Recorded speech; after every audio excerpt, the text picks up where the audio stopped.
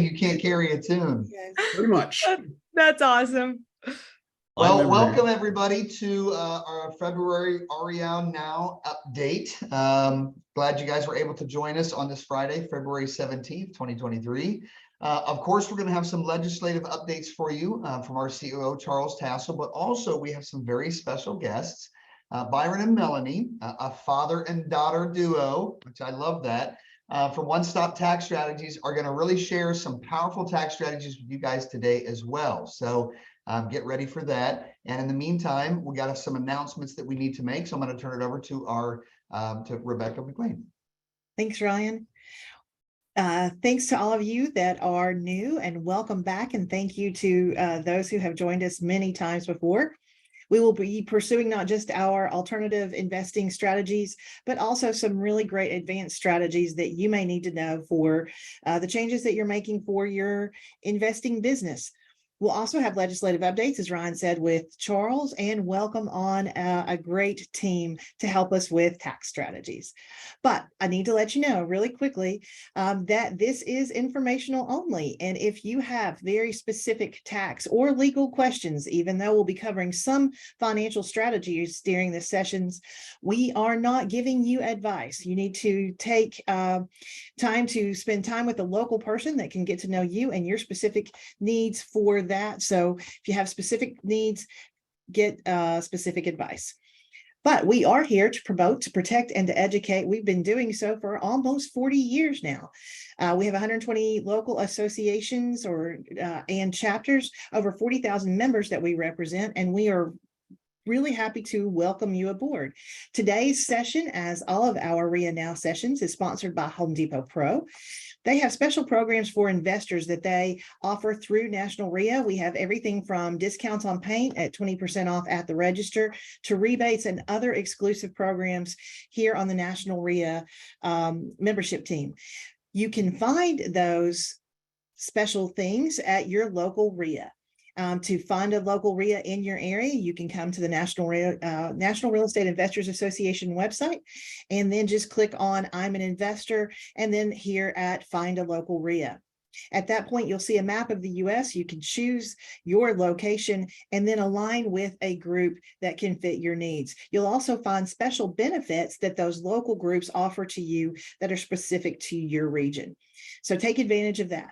We have a few upcoming events that we're really excited about. We've got a winter conference, so I'm super excited to get out of the cold north and into some sunshine in Fort Lauderdale. That'll be February 23rd through the 25th.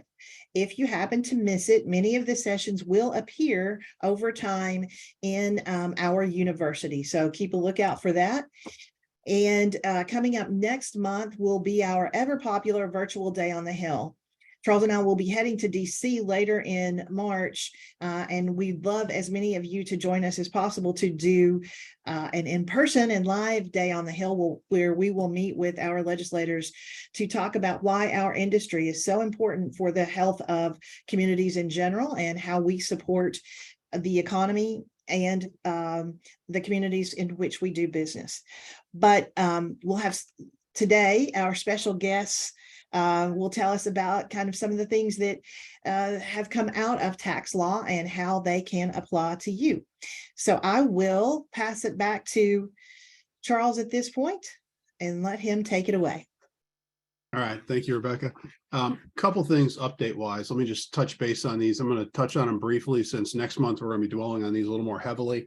And I will mention next month on St. Patrick's Day, we refer to it as a virtual Day on the Hill. Probably going to shift the name for the future to something more like a kind of a legislative in-depth, because that's really what we're doing, is going a little more in depth on that March effort, kind of in reminiscence and preparation in one sense for being on the Hill literally the next week. And we're going to do the on the Hill visits, and that's on March 28th and 29th. And we'll be up there joining in with National Apartment Association, National Multi-Housing Council, and coordinating with them to, again, do visits on the Hill. Now, we are going to have some of our own issues, one of which is seller finance issue, which we're working on. Jeff Watson and I were actually in DC. That was last week, I think. I don't know. It's blurring at this point. We were up on the Hill and working on the issue with a bipartisan and bicameral. So ideally, we're going to have joint message in the House and the bill introduced in the Senate as well. And that's looking good at this point. We're looking for possibly the next couple of weeks, that bill to actually be introduced again. And we've got some commitments at this point from committee chairs to actually start moving things forward. So that's a good start for things. So we're looking forward to that.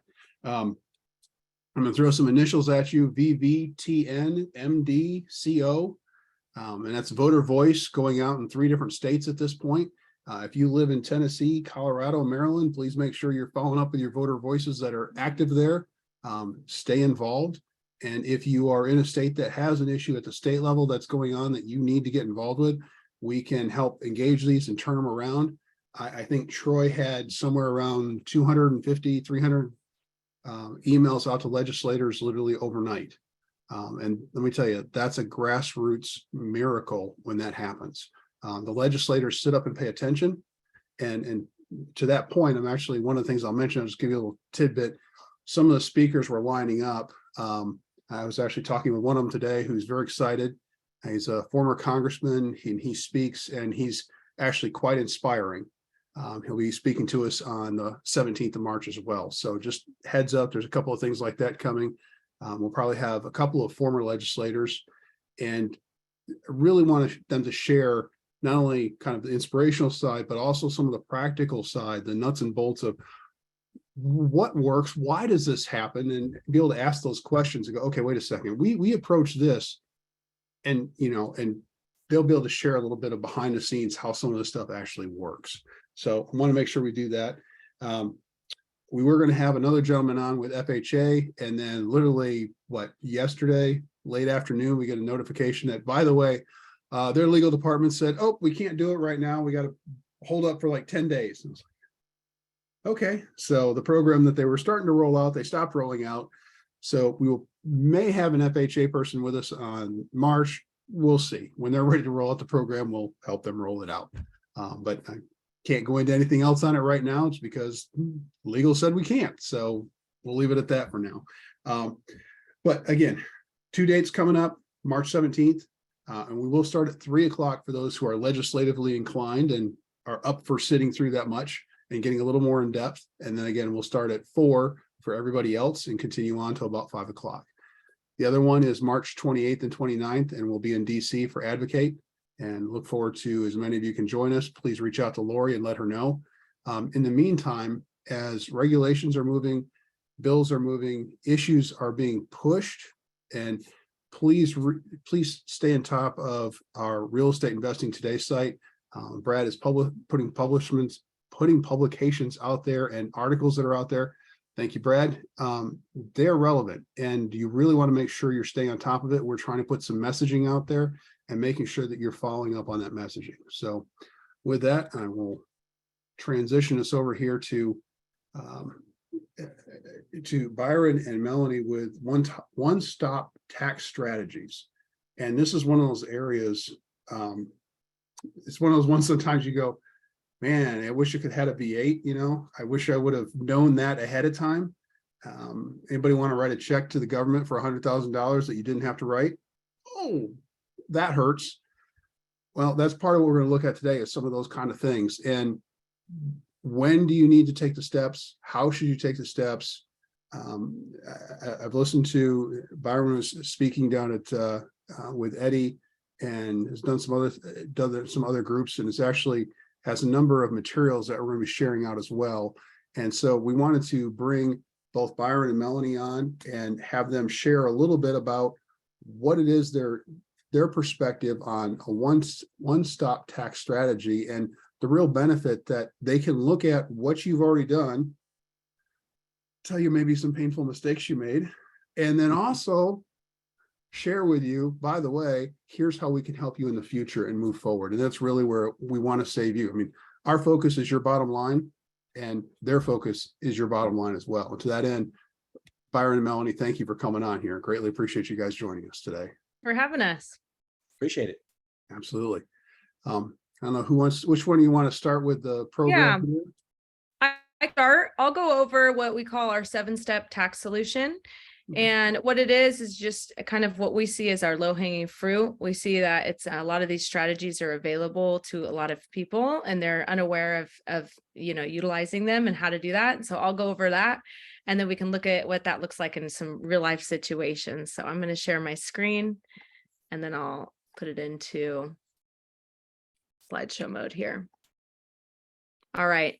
So our goal today is let me actually change my view of you guys. So we're going to share some creative strategies that can help lower your tax bill and eventually fund your dreams. These all came from my dad used to be, he always say he used to be a chess champion when he was a kid. And so he's kind of used that same look at the chess stuff and used it in taxes. He's kind of figured out how to form taxes to be an art. And usually creative CPA doesn't go together. Usually that's an oxymoron. And so it's kind of fun to see what these can do to really change people's lives and help them fund their dreams and their goals with it. So I'll go ahead and go to the next slide here. The average person that I talk to saves about $38,000 using these strategies. We've saved people a whole lot more than that. And then some people it's less than that. But pretty much everybody that I talk to, it can, have some sort of a difference on their tax bill. So it's pretty cool to see that. So we'll jump into it. So step number 1 is going to be to pick the right entity. It's really important depending on what you're doing, what entity you're choosing and how that can impact your tax bill. So Dad, I'll let you talk about this a little bit. Okay. Normally for real estate people, they always have questions on what entity they should be. And we always say for those of you that are flipping properties, you want to do that through an S corporation. Both an LLC and an S corporation have the liability protection, but when you flip property, it's considered earned income, so you have to pay self-employment tax on. So if you're flipping properties, you want to, when you get over $50,000, $60,000, $70,000 in net profits, you want to make sure and make that election to have that taxed as an S corporation. If you're buying and holding, we prefer the LLC, and if you're doing notes, then there's no liability on that, so the entity doesn't matter. And a normal business, I'll say it depends. And usually if you're going to be over, $60,000, $70,000 in profit, then you'd probably want to be an LLC. If you're under that, you probably want to be an S corporation. And if you're going to be over that, I think I'm babbling, but if you're over that, you want to be an S corporation. If you're over that, you want to be an S corporation. If you're under that, then you want to be an LLC. And if you're kind of right in the middle, then we ought to just have a conversation and make sure that you're getting the right choice. For sure. All right. Step number 2 is take advantage of the little known Augusta rule.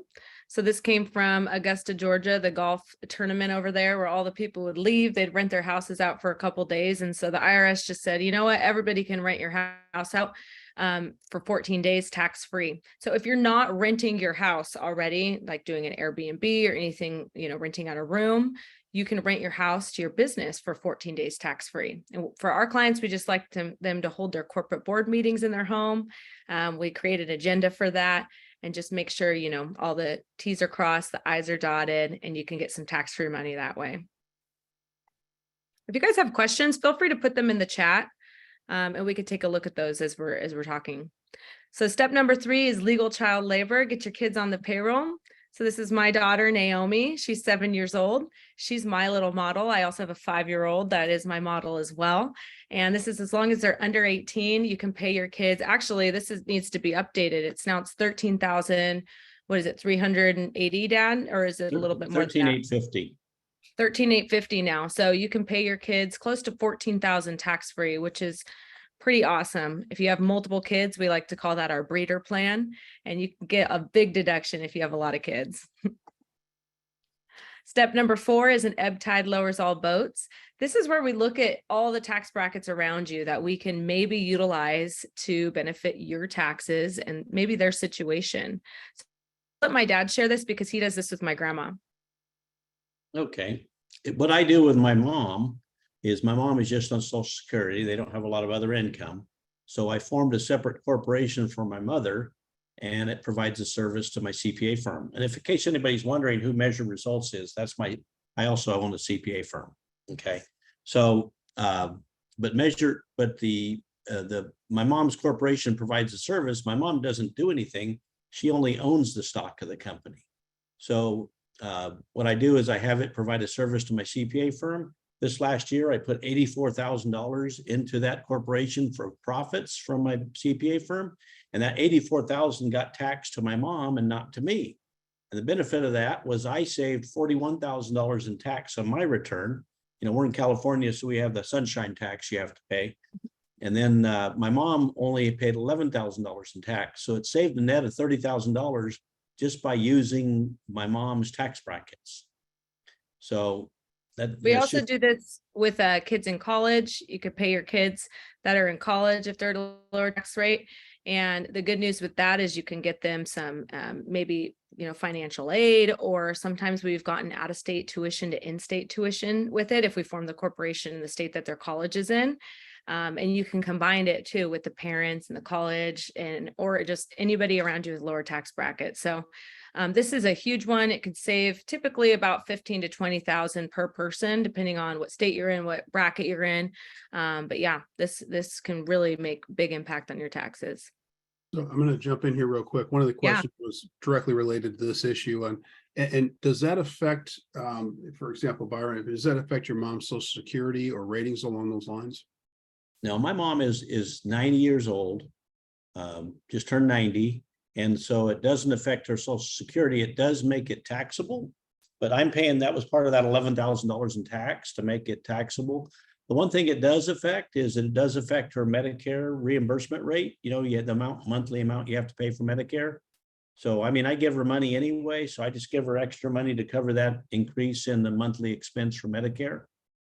So you just want and really you could structure the amount of money you're going to pay to your parents to be also, you know, fit so you don't mess her up on the Medicare too. Thank you. Yeah, and somebody said, can we get a copy of the slides? Yeah, we'll make sure we provide that. Are you going to post a copy of this recording? Because a copy of everything will be on this too we do. the people. We do. Cool. Yeah, so that's step number 4. Step number 5 is our kick the can plan. So this is where I'll go over permanent savings versus deferred savings, just because this makes an impact. So the kids payroll, Augusta strategy, parent corp strategies, all of those are permanent savings. That's money that we're going to take out of your taxable income. We're never going to have to pay tax on that again. A deferred savings is basically where we're going to take that money. We're not going to necessarily claim it in that year or pay tax on it in that year, but we're going to shove it down to a later year. And you're going to eventually have to pay tax on that income. It's just going to give you a little more flexibility. So gives you a lot more, we like to call it an interest-free loan from the government using this strategy. And it allows you to be in more control of your tax liability. So we'll go over this strategy, but kind of think about it as this gives you more flexibility. It gives you a loan that you can pay back when you want, how you want. But the main warning with this is to keep it secured. This is not to go buy, you know, a nicer shoes or nicer things that you're going to not get any appreciation on. So you want to make sure that you have that money to pay back. So we'll go over that in a little bit. Step number 6 is the hangover pills. This is for your cure to the pain of capital gains, we like to say. So this is for anybody that's going to be selling a highly appreciated asset. So property, stocks, for you guys specifically, it'll be properties most likely. Anything that is a gain of over 200, 250, we can probably do something to defer or avoid some capital gains. So. And then step number 7 is get your money for nothing and your dreams tax-free. So use these strategies. Any type of savings you get, we like to say, don't just spend it haphazardly, use it wisely. And if you utilize your tax savings and use that to fund your dreams, it's pretty incredible what you can do for your future and how much that can really impact your retirement. We've done a lot of calculations on that. It's really cool to see. So I will jump into, let's see them in action. I want to jump into, I'm going to stop share real quick and I'm going to go to the kick and plan. Or Charles, do you want to interview? What do you want me to do? No, either one. We can do that. We got time. Awesome. Let me pull up So while you're doing that, I will ask one of the questions was about a child who's turned 18. Should they get an LLC and we pay them for their services that way once they're 18? So what you do with, Dad, I'll let you answer that one. Go ahead. Okay, I say the key on that is it's going to depend on how much you pay her. If you're going to pay her just $3,000 or $4,000 or $5,000, they don't need an LLC. You just pay her at a W-2 and pay the payroll taxes on it. The thing about paying the people for services, it is subject to self-employment tax. So usually what we do is we recommend, like for a college student, we'll recommend you pay them $40,000 a year.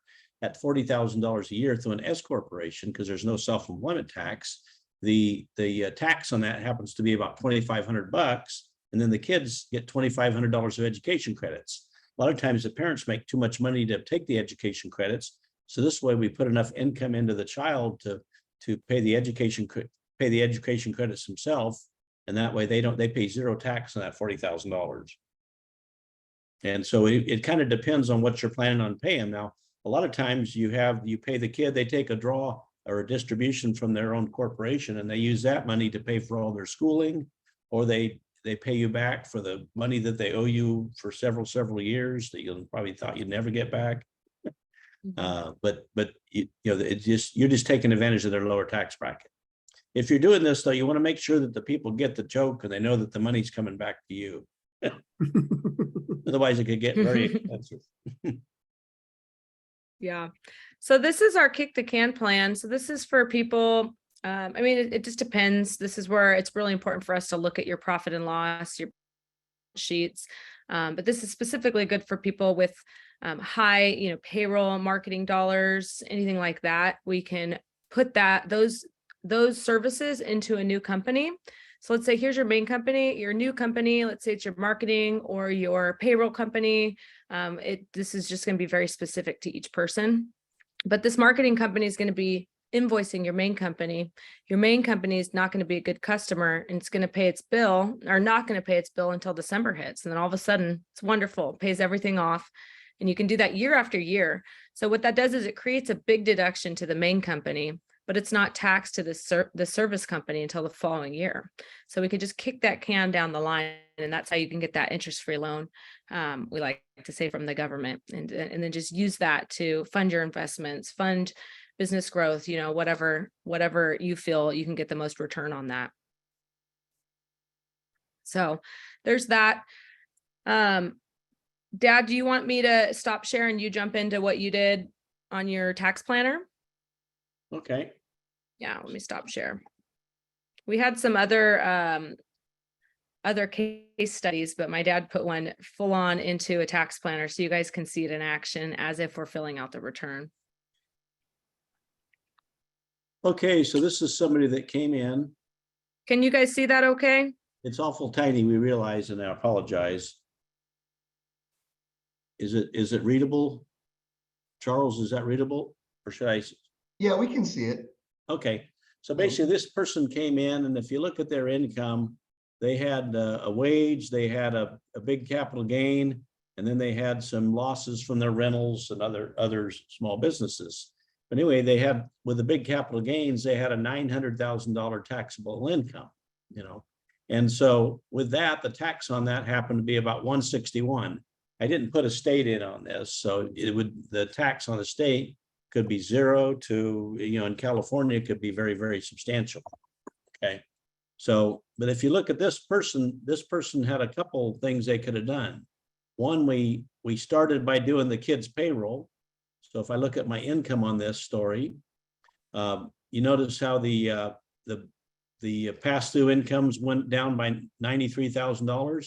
What we did is this person had a kid in college, and they also had a person that was under 18.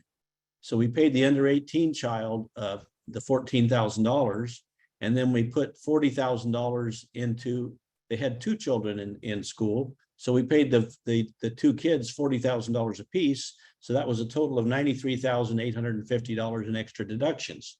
As you can see with this person, if you look at the tax,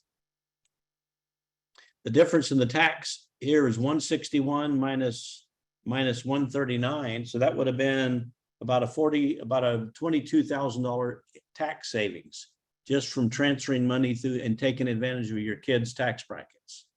Okay. And the other thing we looked at, if we go back to the income here, we did one of our hangover pills which we'll talk about more in depth. But what it does, it allows you either to eliminate the capital gains, it allows you to defer the capital gains to pick them up when you want, or you can be very intentional with your capital gains tax. So in this particular one, he used the charitable LLC and he donated 50% of the property to a charitable LLC.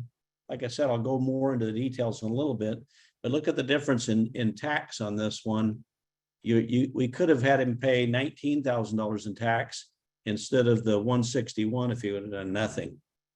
Okay, and this one includes doing the kids payroll and the college corporation as well. So the key on, and the only difference to the next column is that in this one he donated 50%, and in the third one he only donated 25%. And the nice thing about our hangover pills is you still have the use, even though you're donating it to a charity, which it'll go to the charity upon your death. The money that you put in there, you still have the use of over your lifetime.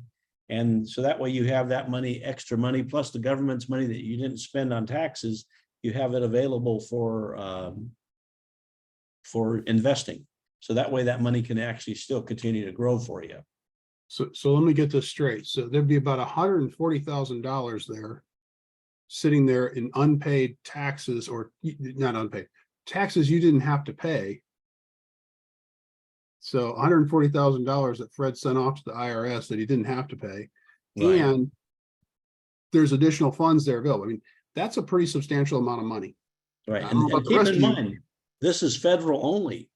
You know, California has up to a 13% tax bracket. So this person here probably would have been an 11%, but 11% of that $900,000 would be another $100,000 that would be taxed.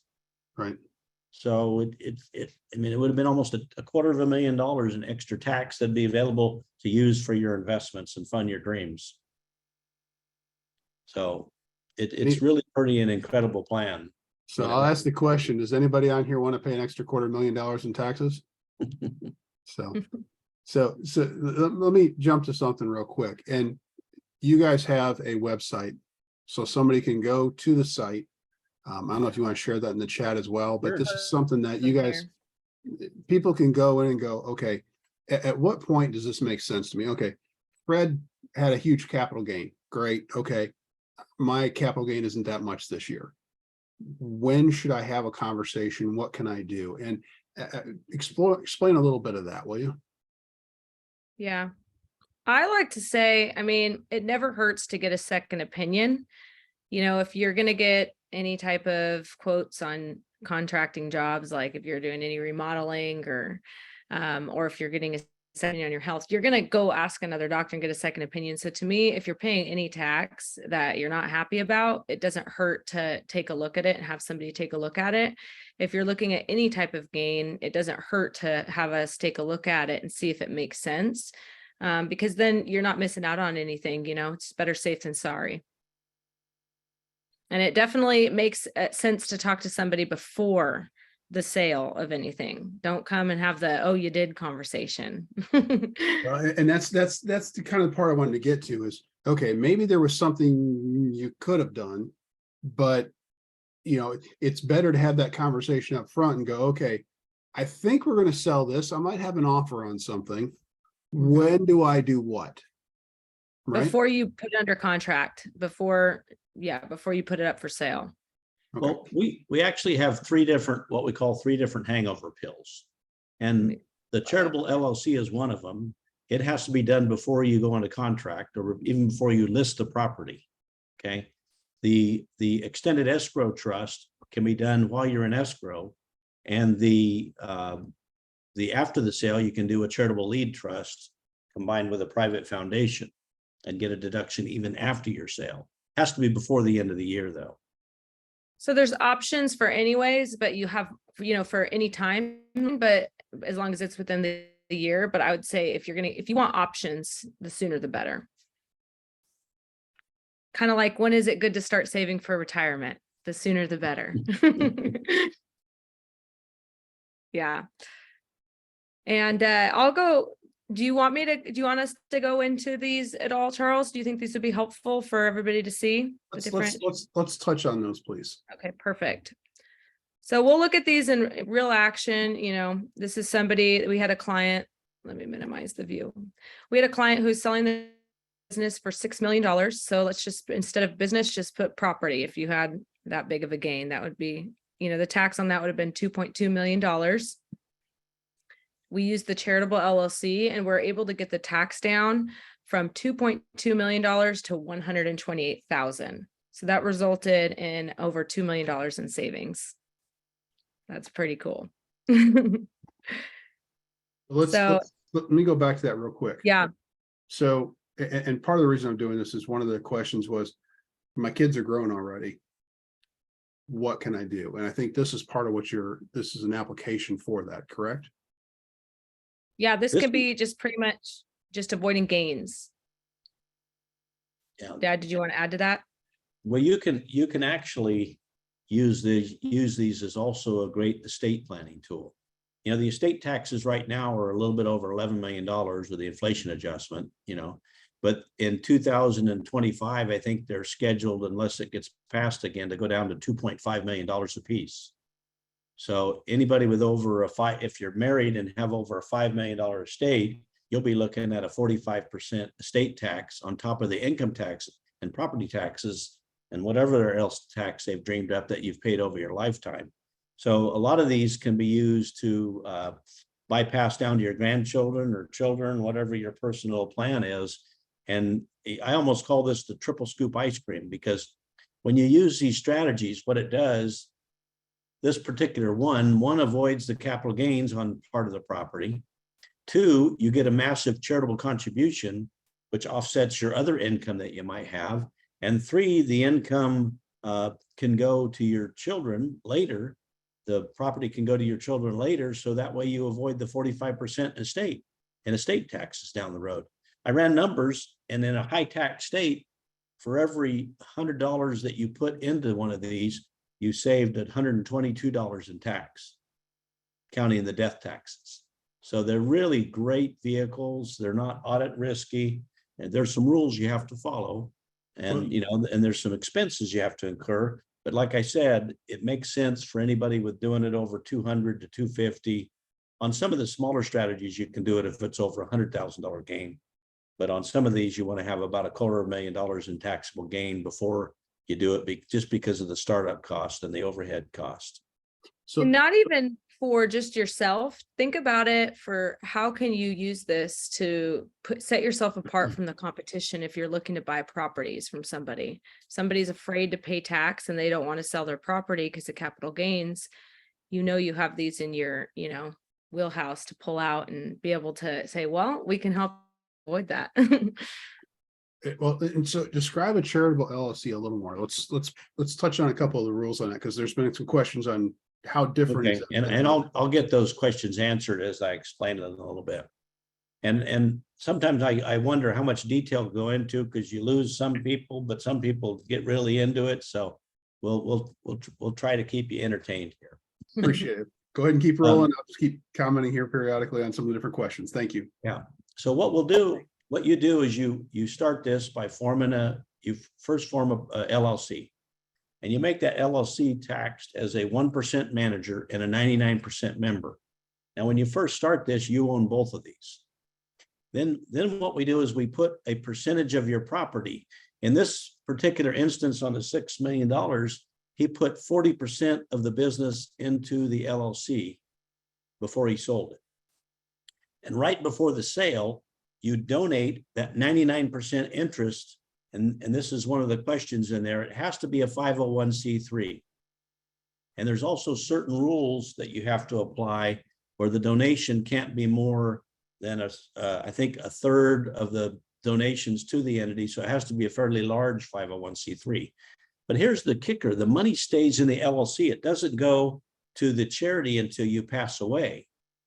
So a lot of times what we do is we have people with the tax savings purchase, like for this example, he put $2.4 million of value into the LLC.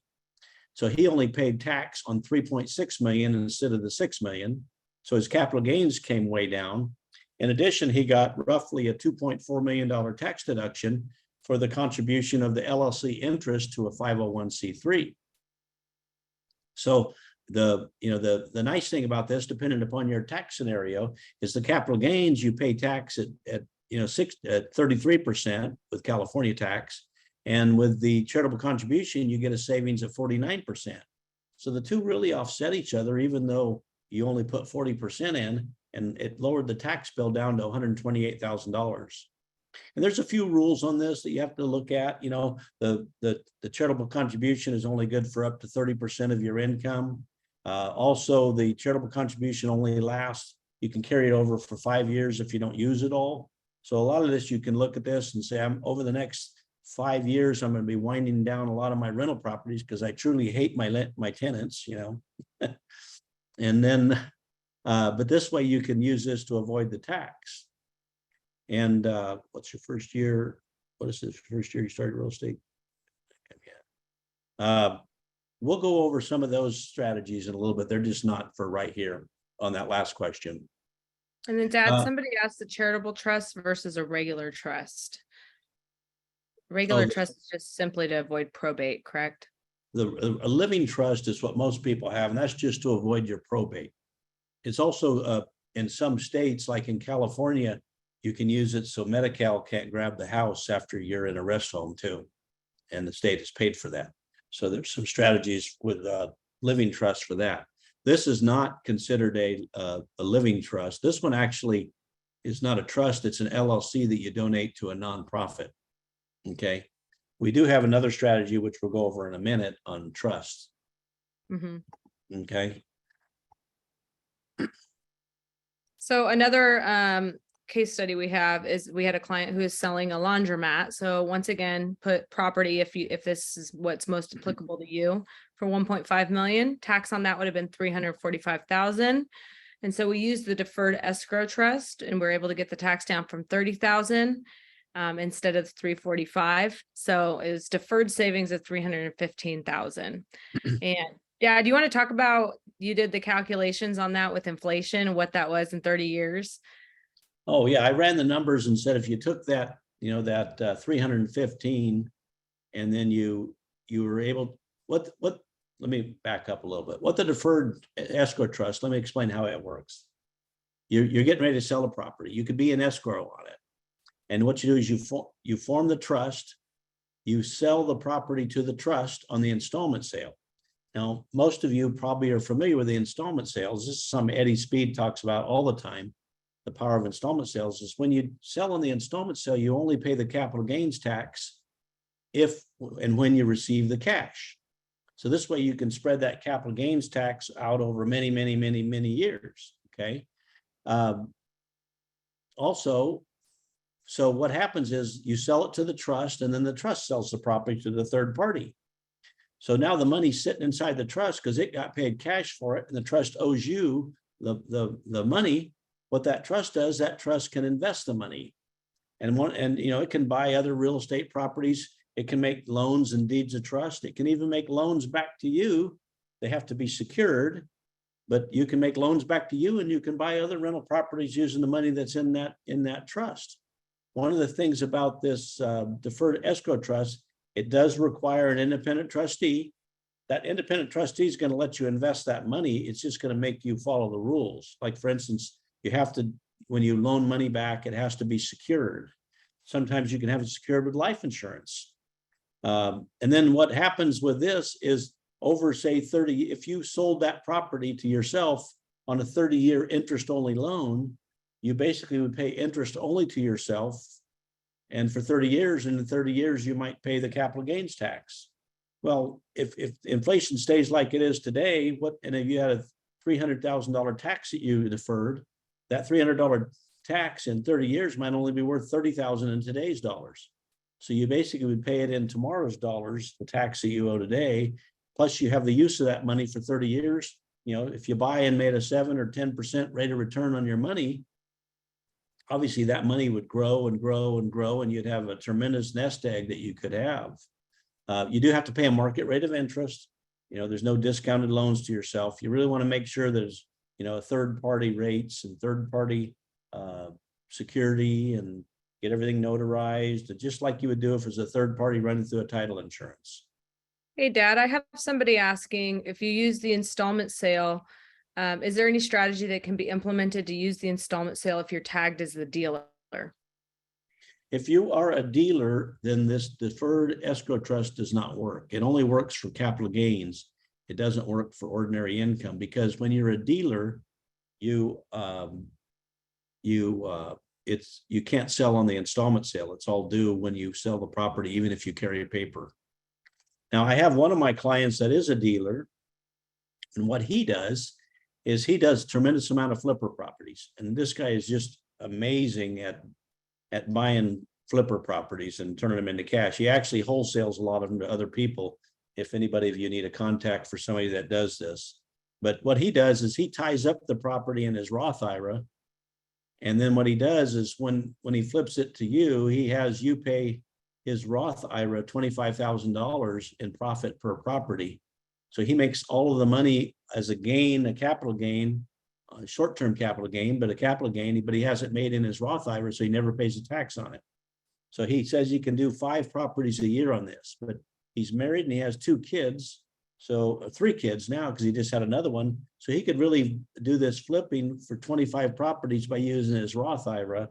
And that's a tremendous amount of tax-free income that grows and grows and grows and doesn't pay any tax on it ever. So, but you have to make sure you're not, when you're doing interaction with your Roth IRA, or your self-directed IRA, you have to make sure that you're not violating the self-dealing rules, the prohibited transactions, because otherwise it'll make all your Roth IRA become taxable.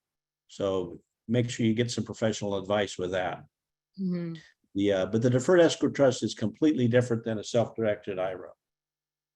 If you're doing stuff to an IRA, there's no reason to do the deferred escrow trust, because the money's not taxable till you pull the money out of the IRA anyway.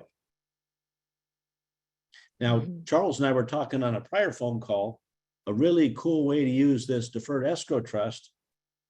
Let's say you're selling off your rental properties and your other income is only Social Security. So your income might be $30,000, $40,000. Well, a married couple can make $80,000 a year and the capital gains tax rate would be 0. So if you take that previous example we had, that we showed, the guy had $58,000 of wages. He had $100,000 of losses from his rentals and his other business. What he would do with that capital gain is he would have sold it all through the deferred escrow trust. And then he would spoon it out to himself to get his taxable income up to $80,000 every year.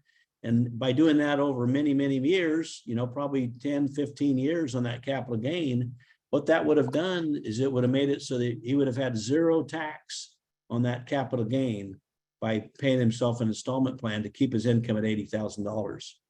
That would have been, and you still have the use of all the money plus the taxes that you would have paid.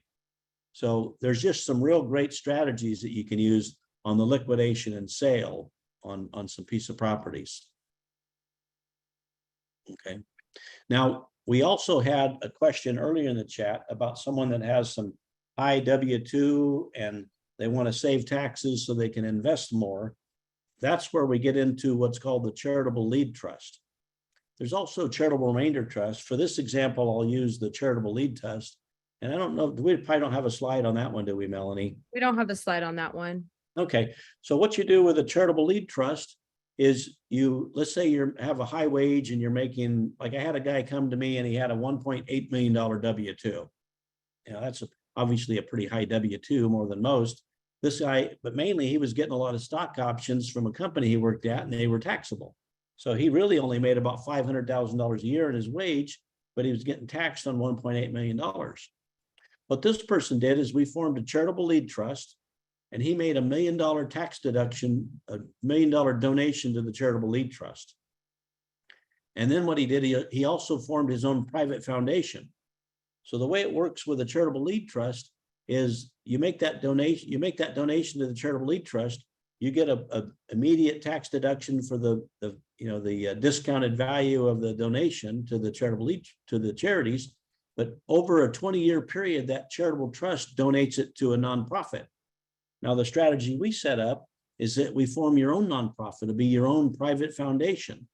like if we did this for Charles, it'd be the Charles Tassell Private Foundation.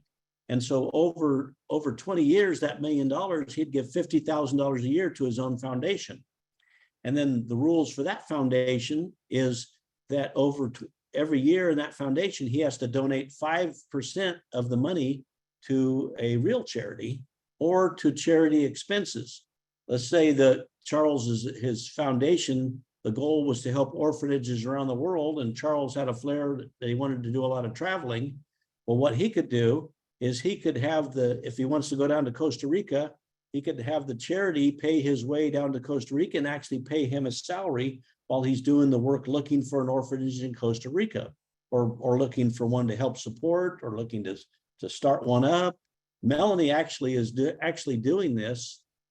She's actually helping a school in Africa, and this would be a great, we'd form a private foundation, we'd put money into it, and over the years, she could donate money to that school in Africa and get a massive tax deduction, up front.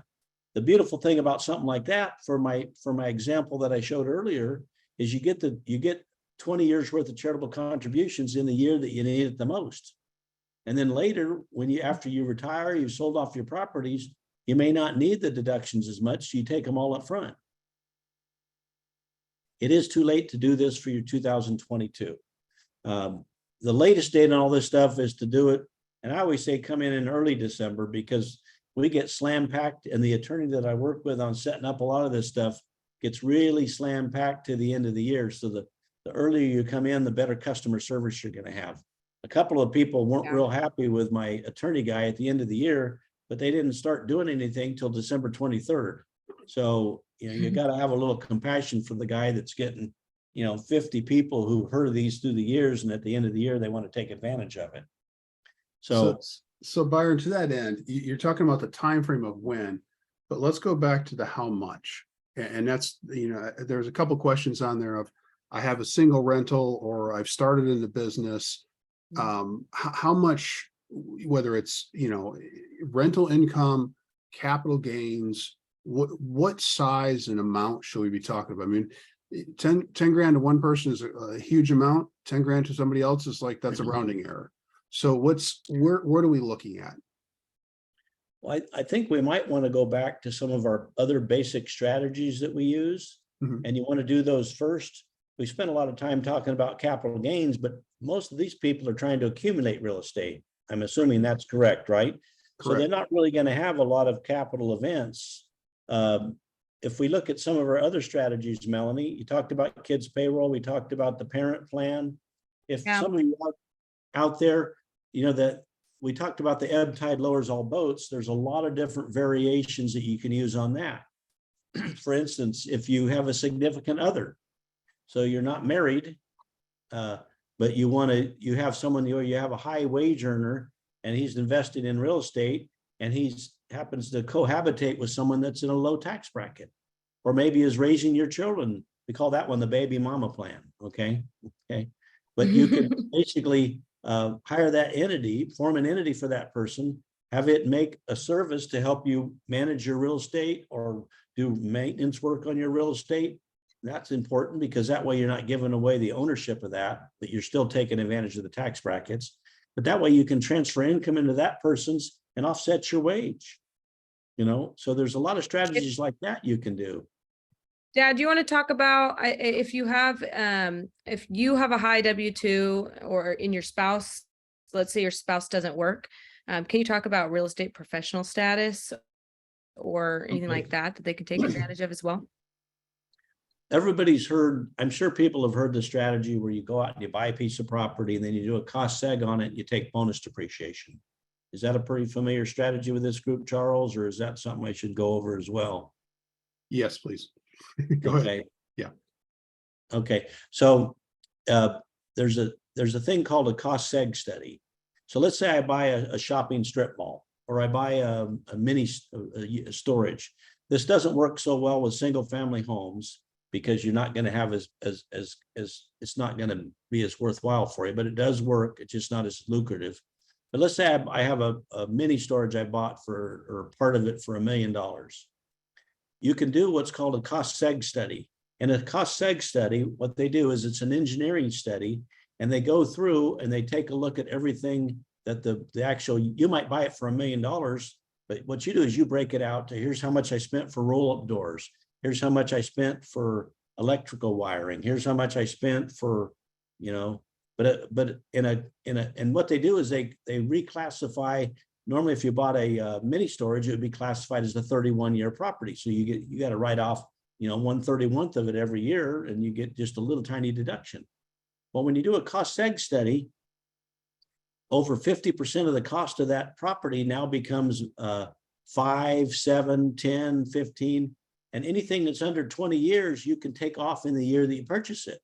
So if you bought that $1 million and just did it over 31 years, you might get a $31,000 or $33,000 tax deduction in depreciation. If you do the cost seg study and take the bonus depreciation in 2022, you could write off 100% of it. Now in 2023, that's going down to 80%. But you'd take that $500,000 times 80%, that would give you a $400,000 deduction in the year you purchase it. So it can be an incredible tool that would offset your W-2. Now, the problem they have is that if you make over $150,000, unless you're what's called a professional real estate investor, which means I think, and I'm shooting from the hip here, but I think it's 750 hours you have to invest in real estate. That can be you and your wife investing in real estate. And by the way, a realtor, if a lot of you are realtors, a realtor is automatically deemed to be a professional investor. But a normal investor like myself, if I did that, I would be limited to a $25,000 deduction. And if you make over 150, I'm limited to 0. So I don't get to take any deductions. But if you're a professional real estate investor, then that loss, actually, you can take unlimited losses on the property and offset your big W-2 or your other business that you have. And it just makes you have to do 750 hours. And that might be an extra time to have us back on. We can prepare a little bit more and give you a lot of real specifics on how to become a professional real estate investor. Well, and we might save that for, we're going to do some recordings with you guys and have some of that prepped as well. So we may put some of that out there as well.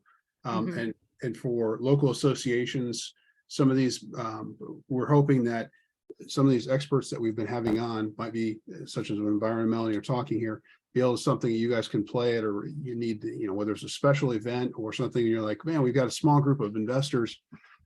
Here's something, folks. These are the kinds of expertise that you can't beat this kind of information coming in. So without getting into specific details and giving anybody specific advice today, I'll come back to that disclaimer, but please keep going. I mean, you guys have got great information, and this has been very helpful when you start thinking about how much and when you should come in. So other questions or comments from folks? And I would say just to address your how much and when, to me, it's anytime you're going to start a business, it just, or investing or anything, it just makes sense to have a conversation. And then it's better to have I'm glad I had that conversation, and now I know when I need to come back, rather than, okay, I'm coming and now I know that I've paid $100,000 too much in taxes, so it's just, to me, it's better safe than sorry once again. And we're always happy to help. We actually have different levels of service for everybody at different stages. And so it definitely anytime makes sense, as long as you're not just a W-2. And if the link we post there, the taxsavingsestimator.com, just to tell you up front, that is a link for self-employed people. So if you're a high W-2, you're not going to find you're not going to find much savings on that. You might find some, but it's really designed for people that have a lot of non-W-2 income. Just to let you know up front, I want to manage expectations on that. But you can fill that out, and there's 20 questions to ask, and that'll tell you and there's a button on there where you can book a call with us, and we can ask you some more questions to see what you're leaving on the table. Yeah, and our website is onestoptaxstrategist.com. I'll put that in there, and then I just put my email in there. it's Melanie at onestoptaxstrategist.com. We didn't think about how long it was when we formed the name for the email. But if you shoot me an email, I am more than happy to sit down and, have a free tax assessment with you. Or if we have a checklist for the real estate professional status, we have a checklist of activities that qualify for that I'd be happy to share with you. And Charles, maybe I can share it with you and you give it to the right people. I'm happy to do Yeah, we're in Hawaii one more day and then we're going to head back home tomorrow. And so if I'm a little slow at responding, that's why. But yeah, happy to help. Absolutely. Well, thank you We guys. have in closing, I have a Yes. funny picture to share. I shared this at Note Expo, so Charles, you've probably seen it. But this is my dad. He decided to chop his own hair and thinking he could do it quickly before he had a speech to go to. And so he didn't have time to go to the barber, so he just did that. And then I saw his hair looking like this in the office and I asked him, I said, Dad, did you cut your own hair? He said, yeah, why? And in closing, we like to say, this is complicated matters. Don't try to do this yourself. You don't want your taxes to look like my dad's head. That's So awesome. like I said, we're one-stop tax strategists. What we did is me and my sister formed a company and we partner with several different tax firms that we help basically pair you with the best tax professional where you are at, what industry different people are at. We work with different industries. So real estate, we like to make sure you're with a tax professional that has real estate knowledge, because as you've seen, there's a lot of different things that you can do as a real estate professional. So if you have questions, don't hesitate to reach out to me. Excellent. Thank you very much.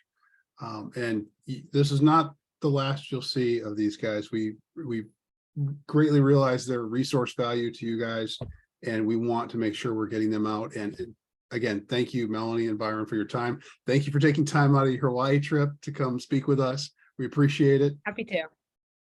And then with that, Mr. President, I will turn it back over to you.